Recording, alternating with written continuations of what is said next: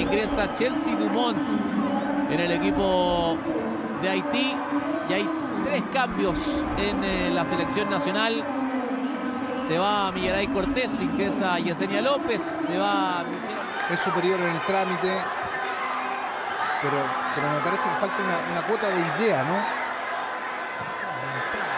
Detalle final, Rodrigo Vera. El que presiona, recupera, pero está muy bien defensivamente el tío. Y ojo con esta contra. A correr Dumont. Se va en solitario Dumont. Espera Torreiro. A la marca López Dumont. ¡Fuera! Desviado el remate de izquierda. Enganchó por dentro, probó. La suerte de Chile. Sí. Esa pelota es ciega en territorio de Haití.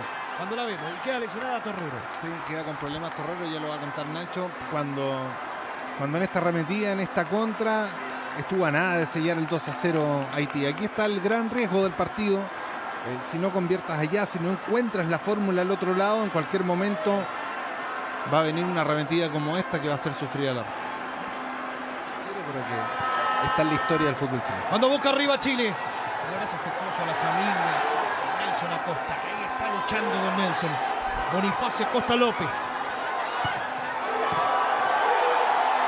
Salida en el fondo de Haití. La van a perder. No pudo recuperar Chile. Uy, está Dumont con espacio todavía a avanzar. Está entregando licencia a Chile. La pide Bacheva Luis. Ella va para la capitana por el segundo palo. Joseph Luis. Bien por Yesenia López. Le queda otra vez a Luis. Tranquilidad absoluta para Torreiro. Salida de Justin Jiménez. Viene Justin Jiménez. Rosario Balmaceda. Mary Valencia. En el terreno de juego cuando viene Dumont. Dumont. La marca está Sáez. Es firme Sáez. Pasó Dumont. El centro atrás. Va recuperando Justin Jiménez. Dumont. Va para Dumont. Muy bien en la recuperación defensiva Chile. Salida ahora de Valencia. Amari Valencia. Vio que está Pamela Cabezas. El centro atrás. Y no llega Lara a cerrar. No llegó Francisca Lara a cerrar. Dumont en la salida. Vuelve a ser de Chile. Y enseña